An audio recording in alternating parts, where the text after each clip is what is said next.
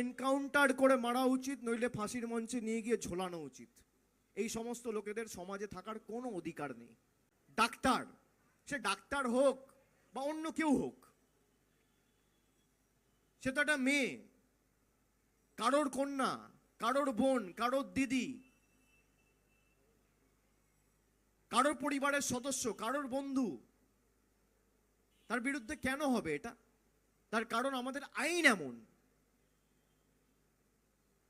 আপনি অর্ডিন্যান্স এনে দিল্লি সরকারের ক্ষমতা কুক্ষিগত করার জন্য পুরো ক্ষমতা যাতে কেন্দ্রীয় সরকারের হাতে চলে আনতে পারেন, আপনি কেন অর্ডিন্যান্স এনে এটার ব্যবস্থা করতে পারেন না যাতে এই ঘটনার পুনরাবৃত্তি না হয়?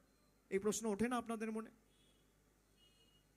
আমি তো বলছি, হয় যদি পারিপার্শ্বিক প্রমাণ তথ্য আপনার বিরুদ্ধে হয়, তাহলে হয় এনকাউন্টার করে মারা